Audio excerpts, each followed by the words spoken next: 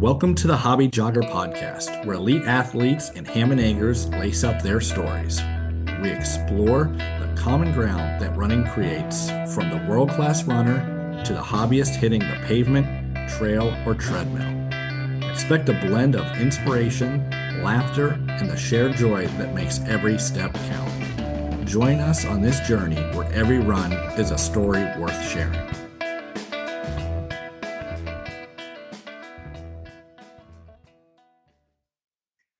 Thank you for joining us for this week's episode of Hobby Jogger and Friends. I am Casey Koza. I am the host here today, and I am once again joined by my good friend, Mr. Rob Myers. Rob, how are you? Yeah, I'm doing well. And we got Veterans Day tomorrow as we record this on a Sunday evening. Yep. Getting it done on a Sunday evening. Maybe the first time we've done it on a Sunday evening. I don't really remember, but we're joined by a good friend of ours. He's fresh out of the salt mine because the salt mines apparently are not open on the weekends. Mr. Will Walmsley. Will, how are you doing? I'm doing pretty well. Second attempt today trying it. Tried at the brewery earlier, but hey, made some pierogies and we're back, right? Yeah, made some pierogies. We're back. Bad read on my part. I thought I had put out the correct time to do it try and do one on location at Missing Falls Brewery. Didn't work out this time. Next time it will, and that's what we look forward to. So going to try and do one on location, and those guys are super cool. Great beer, great food, and hey, I mean, I got to hang out there for a couple beers, so never a bad day for that, right? Well, we're doing a test run, right? Yeah, we have a proof of concept. We have Will sitting there in front of a microphone, so it can happen. We just need to, I need to properly plan it, which is. Yeah, it was even cool seeing the bartenders and all that turn down the music, acting concerned, like, is this quiet enough?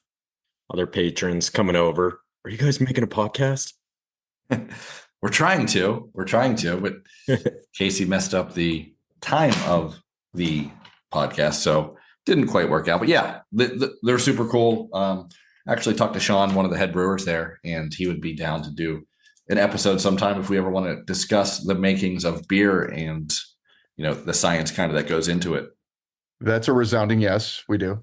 Yeah, we all drink beer after a run, a race, whatever. So I figured that's probably at least close enough to running that it would make sense to have an episode on. It does. Can definitely get his opinion on why beer is such a good recovery beverage. That will be asked. So at least we will have some sort of tie-in to running. But I think he said Mark would definitely do it. Mark likes to talk. So I'll have to follow up with them, and who knows, maybe we'll find another special guest to join us for a beer episode. We'll see. So good things to look forward to in the future. But last episode on, Will, you were mentioned a few times. We had Abby Herring on from West Virginia. She took 8th place, 7th place. Rob, do you remember? Yeah, I think it was 7th. She was top 10 in the Columbus Marathon, and for most of the race, Will, she actually ran with you. So did you see Abby out there? Did you notice her? Didn't know who it was at the time, but no, I did notice her. I think around like mile 8 or 9, I saw what I assumed at the time was like a mom and her daughter running together. Mom being this CrossFit buff girl, absolute badass, and the daughter like wearing blue. And then by about the half marathon mile 8 or 9, they had started passing me. I was like, oh, that's cool. Those two are fast as hell, just freaking cruising. I think at the time I was doing like 6:25 pace, and seeing people just fly right by you. It's a lot of respect for that. And it wasn't too long after that, saw the other lady, the older like buff CrossFit girl, make a left to go for the half marathon, and I was like, oh, I guess they didn't know each other, maybe, I don't know. But yeah, Abby at that point was really far ahead. Didn't really see her. And then maybe mile 23 coming back into downtown Columbus, ended up seeing the same runner, like passing her on my way back into Columbus, and closed pretty good.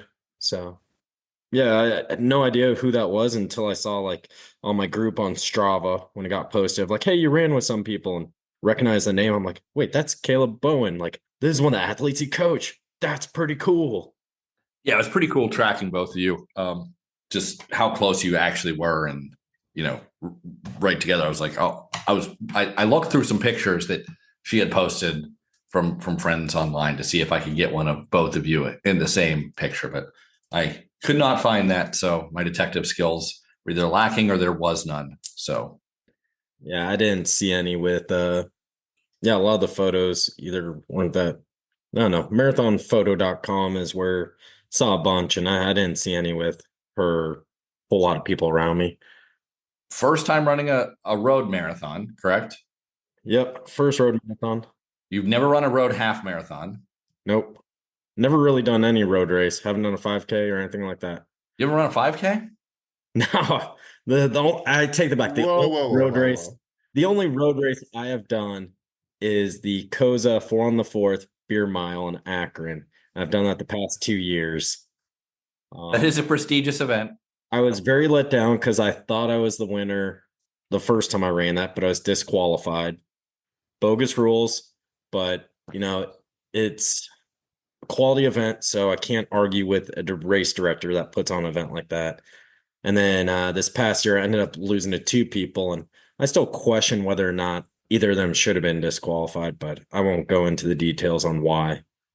Now, that is an amazing race, unforgettable, top 5. Everyone should strive to get approved to run that race.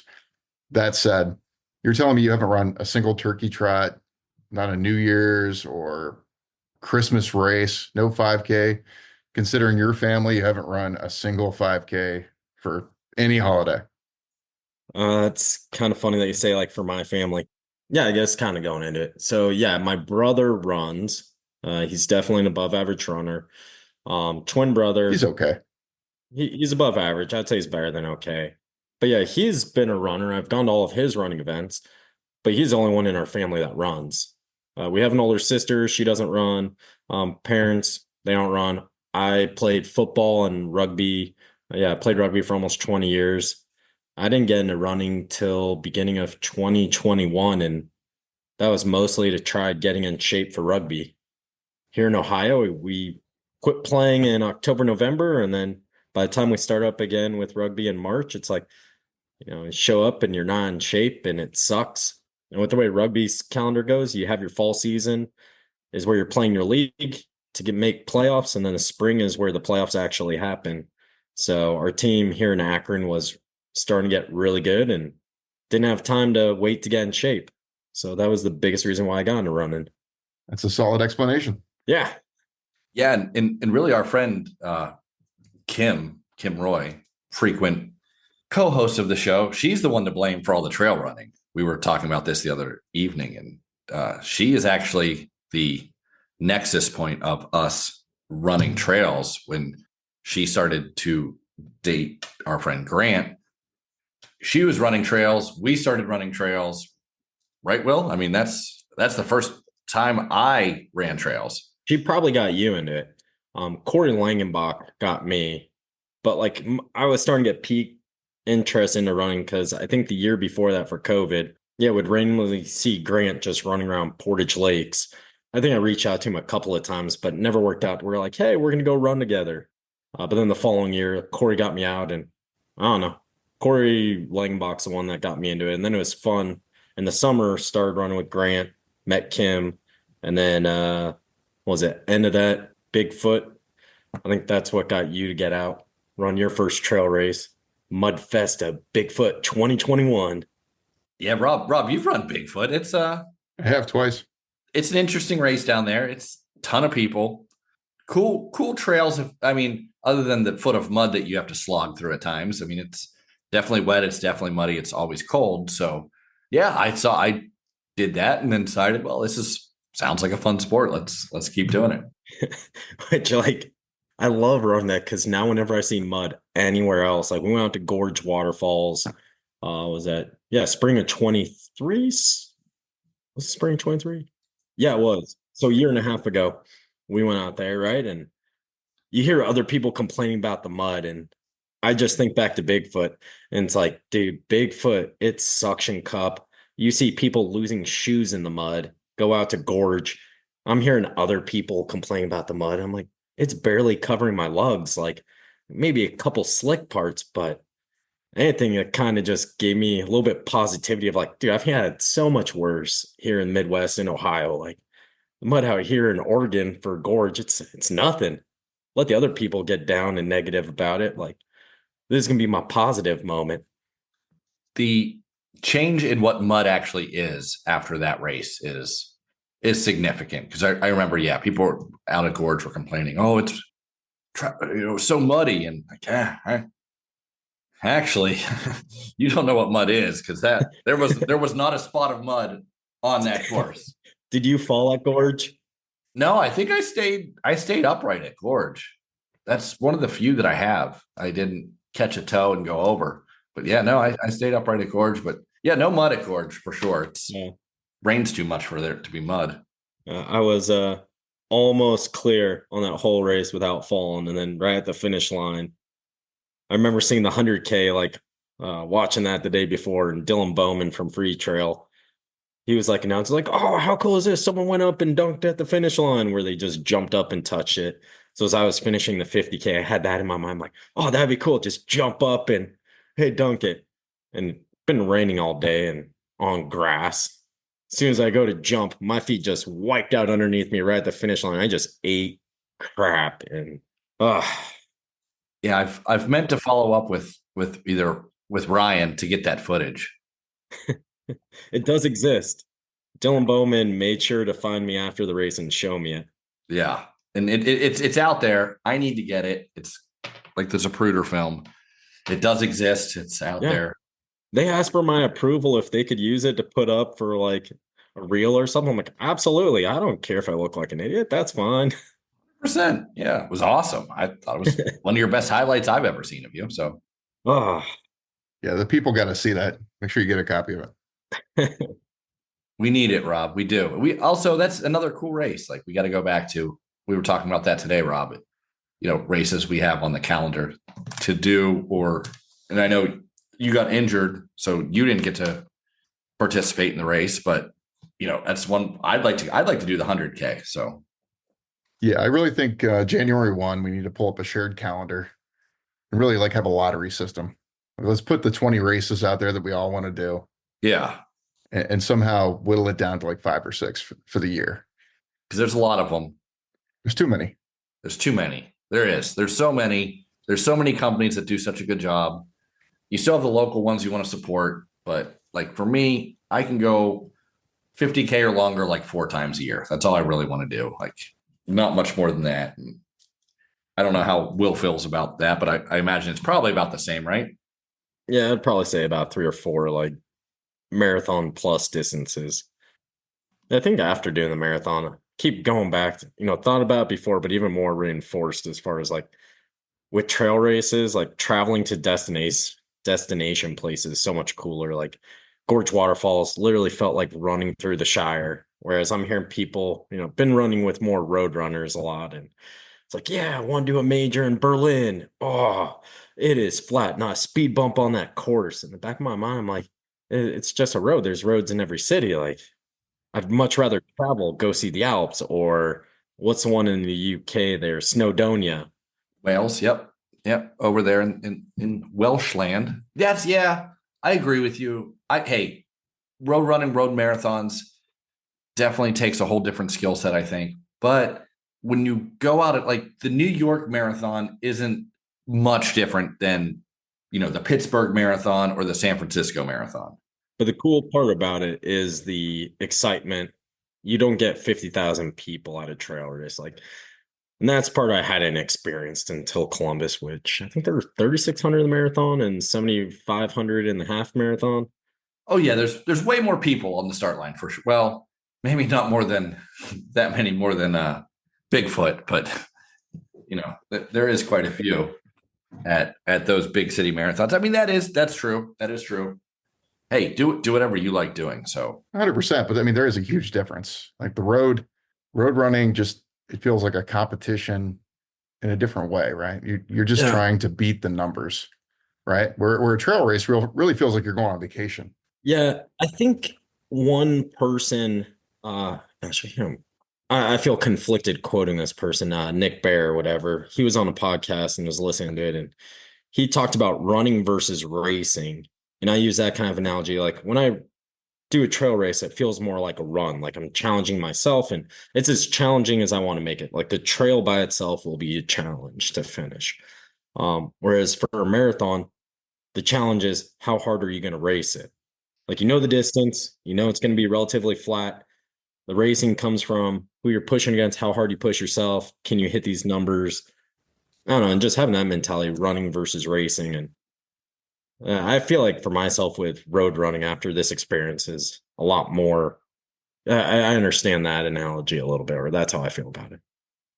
Yeah. Nick Bear, also a bigger guy, Clydesdale, whatever we take that to mean. I don't know if there's an official category on it, but you guys compete in the same category. What's his marathon time? I think he's run like a 2:39, but I don't know if he did that as a Clydesdale. Yeah, I don't know. I mean, he does his brand marketing. Myself being bigger, I'm always curious what he actually weighs, but I have no idea. Yeah, what he posts. Nonetheless, it makes me want to get better myself. And hey, there's someone else that's big and lifts weights. I want to run fast like them. Well, you had a very impressive first marathon time.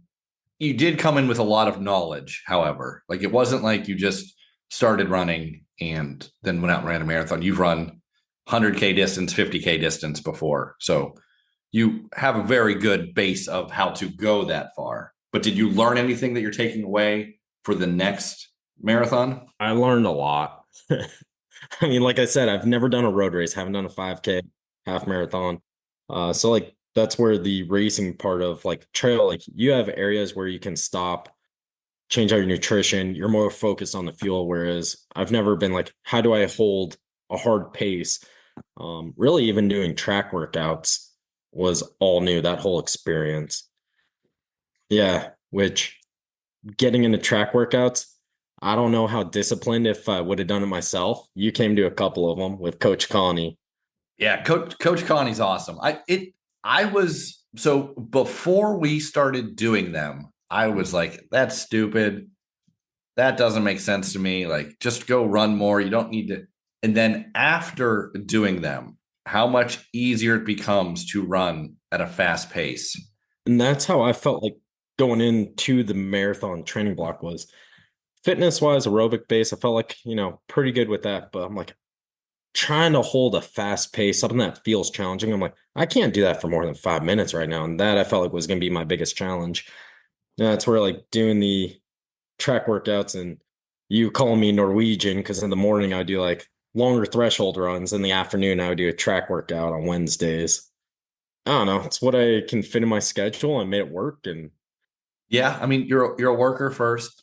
Well, a dad first and a worker second, and then running is third. So everything goes around my daughter's dance schedule, my son's soccer schedule. Got to get them, pick them up from daycare, get them their sports.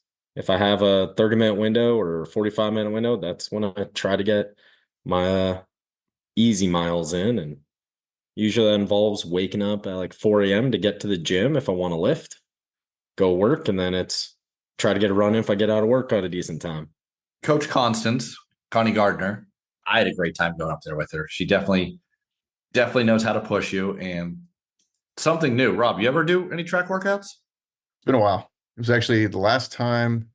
I think the last time was actually at the Stowe High School with Dave. How long ago did you live in Ohio again? 4 years ago. 4 years. 4 years from that.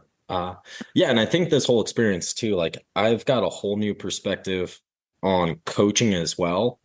Because for the most part, it's like I don't feel like I need a coach. Like if I need a workout, I typically go and text, Jess Brazeau, my sister-in-law and or my brother, and hey, what track workout or not track, but like what kind of a tempo run should I do? And they'll usually come up with something that's short, easy, some ideas, and it's like, all right, I might do that a little bit.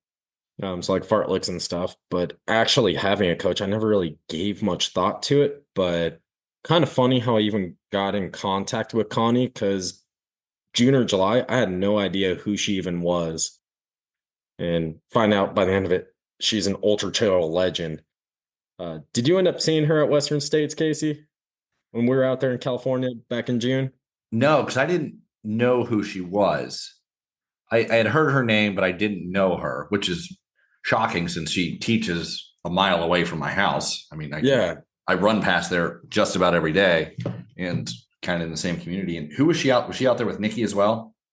Yeah, yeah. So that's obviously we're out there crewing. You're doing Simone Gosselin, and I was with my brother crewing for him. And at Forest Hill Aid Station, we're allowed to go run with our runners. There's like 2 mile section right before the aid station, it's mile 62. And the whole day, like, hey, people are cheering on Jim, go Jim. And right at the very start, before you even get into the busy street on Forest Hill, I recognize Nikki, who Eamon Scullion, his girlfriend, like they're just well-known Akron celebrities in the running community here. Both amazing people, amazing runners. And I was just like, wait a minute, hey Nikki. And yeah, only two people probably the entire race that were cheering on myself instead of my brother. Even my parents and sister, curse them. Not one of them gave me a cheer the entire day. They were just too busy cheering on Jim, rightfully so. He had a good day. We were cheering for you. Well, we were Well, you cheering. weren't at Forest Hill at that time. Yeah, I was. I was sitting right next to your parents' pop up. Oh, I didn't know if you were at Forest Hill at that time. Yeah, we were there waiting for Simone, and like the Okay. boom guy almost hit me in the head with his boom. Okay. Yeah, so we just kind of moved out of the way and let him in. And yeah, just another thing you missed there, Rob. Yeah, right after it was like a couple weeks after Western States though, got back in town and there's a Project Outrun, which is fundraising 5K, that awesome event here. And that was going to be my first 5K I was going to try to do. Got to be Eamon. That's the whole point of the race is to outrun Eamon, Project Outrun. Good luck. For whatever reason, I was on dad duty, had the kids for the fun run and was watching them. And I was talking with Eamon there. I'm like, yeah, it was great seeing Nikki and her mom out at Western States. It was awesome. They cheered me on to Forest Hill. And he looked at me, he's like, that's not Nikki's mom. Like that's Connie Gardner. You know, I was doing what? Double take at him and all of a sudden find out, oh, Connie Gardner has a Wikipedia page. It probably used to be longer, but got edited by a competitor that got jealous. You got to look out for that. Yeah. I've heard that happens. We wouldn't know anything about that. No. Allegedly. I would never update someone's Wikipedia page. I am not quite that petty.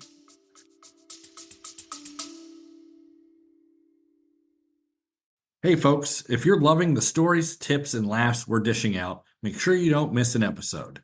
Hit that subscribe button so you're the first to know when a new episode drops. And hey, if you've got a second, why not leave us a review? Your feedback helps us improve and keeps this running community growing. Lace up, hit subscribe, and let's get back into the show.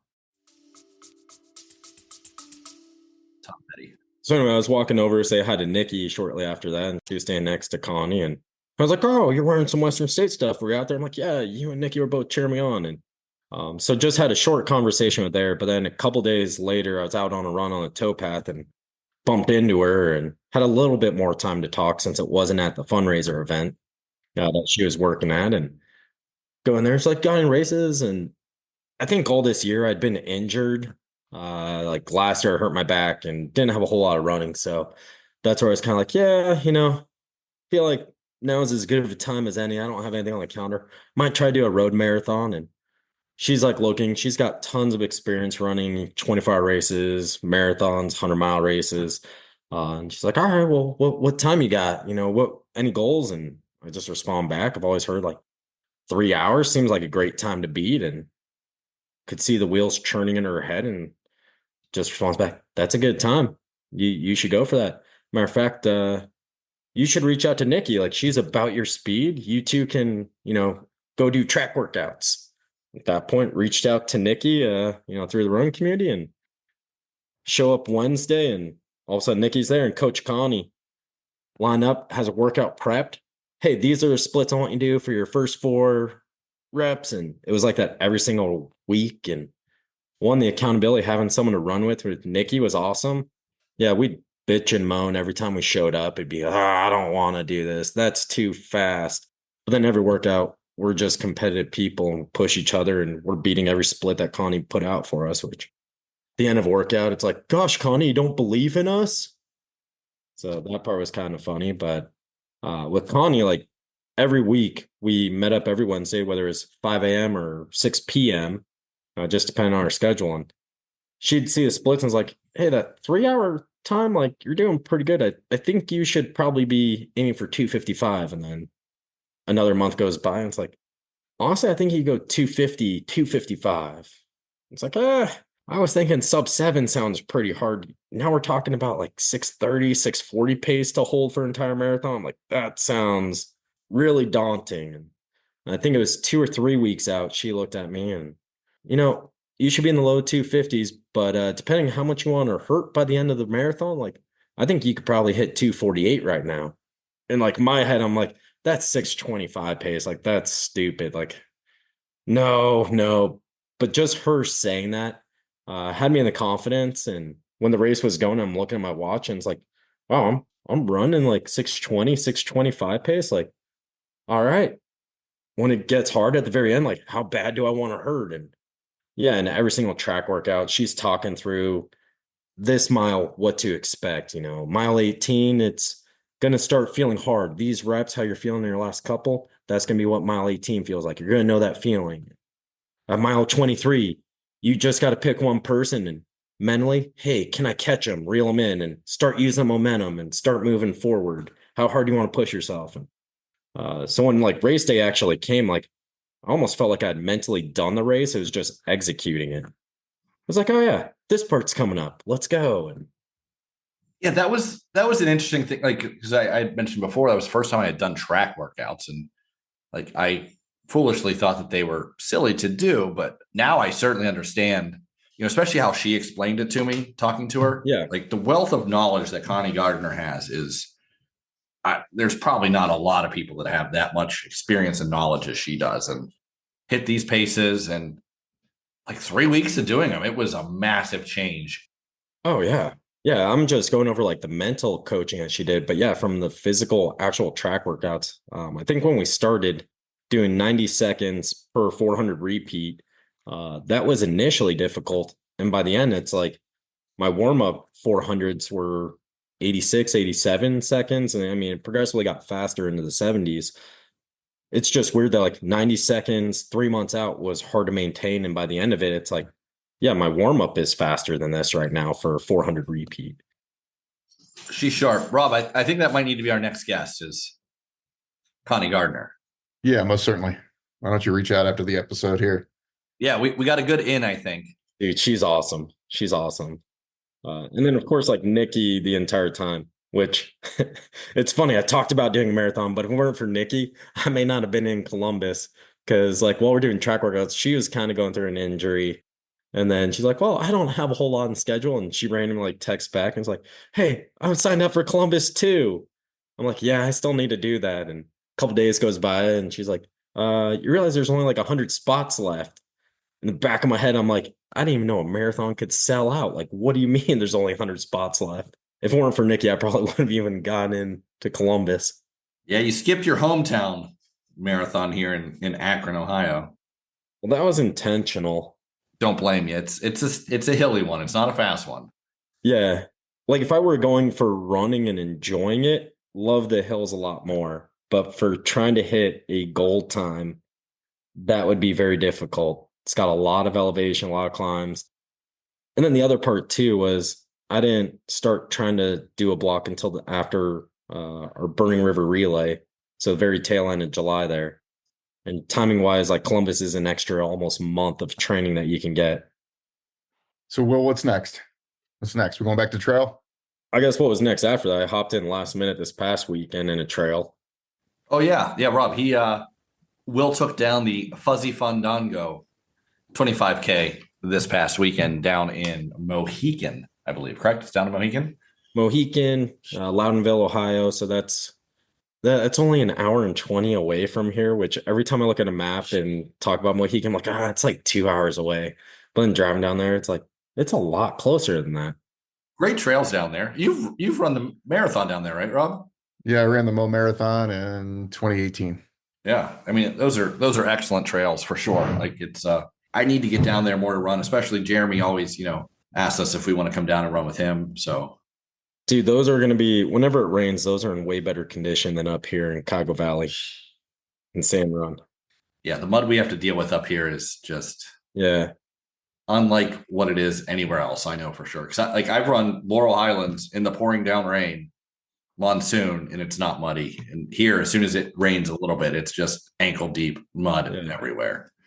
And for Fuzzy, like that was on my, I don't know, it was on my radar because back in March when we did Super Bowl, signed up for that. That's in Worcester. Don Asher was talking about Fuzzy Fandango and yeah, come get a lodge. I'm like, oh, that sounds great. But then as it got closer, I'm like, I don't know. But yeah, kind of reached out last minute, got into the race this week of, and part of it's just like, yeah, I still got a little bit of marathon fitness. Like, let's go do it. And I think after Columbus with work, we had our annual plant shutdown. So for like the 2 weeks following Columbus, like I was working 12, 14-hour days in the salt mines and didn't get a whole lot of running in. So it's like, yeah, 50K is a little too daunting. 25K, I think I can mentally do a 25K. So what is the 25K? Is it just one loop out to the fire tower and back? I don't know out to where, but it was a loop that was 15.5 miles. Did you go out to the fire tower? I mean, you would notice a giant fire tower on the Mo. I noticed a lot of rocks. There was a bridge or two. It was on top of a big hill. There's a fire tower. Did you go up the dam? We did go up the dam. Okay, cool. You didn't have to go down the dam. Going down the dam was not fun. Yeah, the Mo is even worse because you have to do the loop twice. So by the time you hit the dam for the second time, it's just not a good feeling.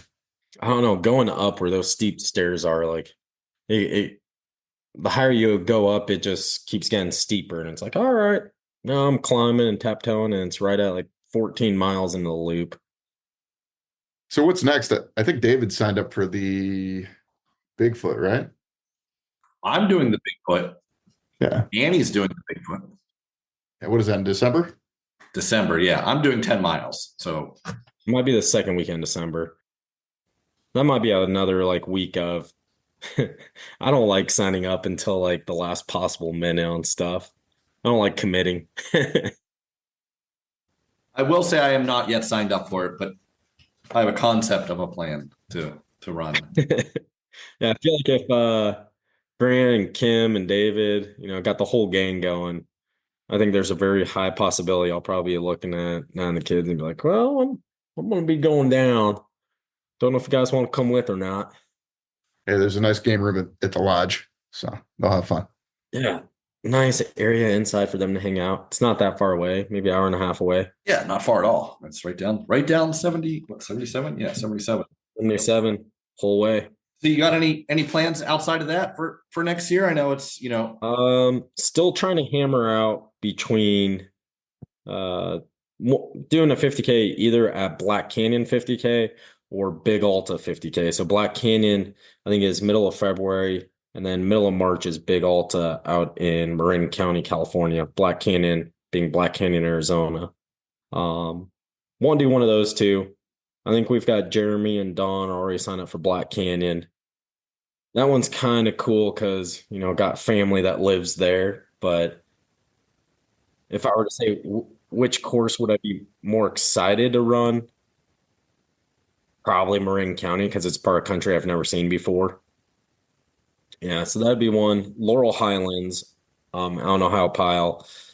That one I'm thinking of doing. And again, Connie Gardner influence. Initially, it's like 50K seems like it'd be a great challenge. And she just kind of looks and is like, why would you just, if you're going to do it, just do the 70 miler. It's very easy to say. Well, you have to keep in mind that my favorite race is a week after that, and Casey is committed to doing, which is Highland Sky, right? That's a Caleb race in his backyard. Is that June 21st, 22nd? Yeah. Yeah, it's the weekend after Laurel. Sorry, there's a wedding in Michigan I am committed to that weekend. Am I committed to that too? With Hunter? Yeah. Hunter Johnson. I don't know. It depends. How much does Hunter mean to you? He's been on our Burning River Relay team for 3 years. Yeah. I think I might, I don't know. I got to see if I'm committed to that. I got to ask. I know, Rob. I'm sorry. I didn't plan the wedding. I didn't pick the date. The chance of any trails at his wedding, though, like that is the flattest. Every time he's on Strava, all of his runs 10 miles with 12 feet of vert. My watch throws bigger errors than he's got. Our local Firestone High School track has more vert than most of Hunter's runs. So Yeah, I do 3 laps and it's already over 12 feet. yeah. So yeah, I didn't realize that was the same weekend. I have the save the date on the refrigerator. I don't know how I could have overlooked that, but I'm sure I would have heard about it. There's no invite yet. It's just a save the date. It is just the save the date, so it's still. And then end of June would be going out to crew again for Western States, potentially, Yeah. if my brother decides to run that again. Rob, you going to come out with us this year? I want to. It's fun. If the stars align, I'll be there. Yeah, it is a good time. Hopefully, friend of the show, Jeremy Pope gets in.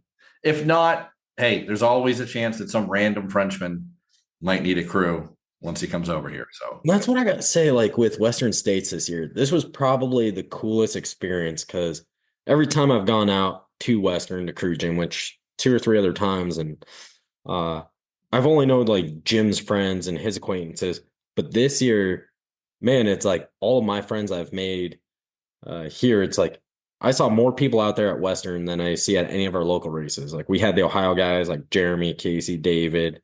Rob was supposed to be there, but didn't. Yeah, West Virginia with Caleb, his dad. Out in PA, we had LG, Mariana, yeah, we had a big crowd out there. It was Nikki. Eventually met Connie. yep. Obviously, Ryan Thrower, who, yeah, they had an event called Trail Con, and I thought it was like Trail Con and dress up as your favorite trail personality. And I had my Philadelphia Phillies hard hat or hat on, not hard hat, just regular ball cap, baseball cap, and glasses and some fake cameras. And I didn't have the heart to tell you, but I thoroughly enjoyed watching you walk in there. And it's just a networking event, which, by the way, in the interview that Jim had with Dylan Bowman, and like I wrote on there, like, hey, I work for More and Salt. I work for More and Salt. Umbrella Girl, When It Rains, It Pours. And Dylan Bowman's like, no, that can't be right. Like, Jim, does your brother actually work for More and Salt? And yeah, he has one job. And he's like, oh, I don't know. I'm like, dude, you only have one brother. You don't know where I work. I know where you work. You work for Hokan Wahoo, man. you had just recently changed jobs, so we'll give Jim the benefit of the doubt on that one. He didn't know you were in the salt mines yet, so Yeah, I've been there long enough. You have been pretty salty lately. So I don't like this new job he has, Rob. no, why not? I don't get nearly the level of memes that I deserve during the day because he's actually working, and it's just Usually it's a 2-person show on the group chats, and now it's just Casey. Well, I can sympathize with Will, Casey, because you and David are texting me the whole time when I have like 14 meetings. I'm trying to answer and look into a Zoom and actually talk. So no, I can relate. yeah. So my meme consumption from Will has definitely got down. His new job does not fit into my lifestyle. We'll see. There's always a chance maybe he'll take a promotion or something and have less to do. Work less, Will. Work less. Work less. Delegate more. Work less. Delegate more. One other one on the calendar would be I didn't realize it was a qualifier or what the qualifying time was. It's just my knowledge on road running events and how much I pay attention. But I think probably end the year after Laurel Highlands would be New York City Marathon. They just had that, didn't they? Yeah, so it'd be next November Yeah. or October, whenever it is. Yeah, I've never heard of that one. Is that a big race? I don't know. I've heard of Boston, but someone said New York City had a harder qualifying time. Never heard of it until then. I'm like, A lot of bridges. Indeed. yeah. Not as many as Pittsburgh. Never been to the Big Apple before. Really? First time? Yeah. Oh, you definitely did go once. I mean, it's kind of like people from Ohio and out east. They're like, oh, I've never been west. I'm like, I don't know. I grew up in the west. Like, came to Ohio. I've been to Baltimore. I've been to DC, Philadelphia. Haven't been too many other places like on the East Coast over there besides that. Sweet. Yeah. Hey, running takes you new places. You get to explore and expand your horizons. I know it's already taken me quite a few places I never would have seen, had I not ran. So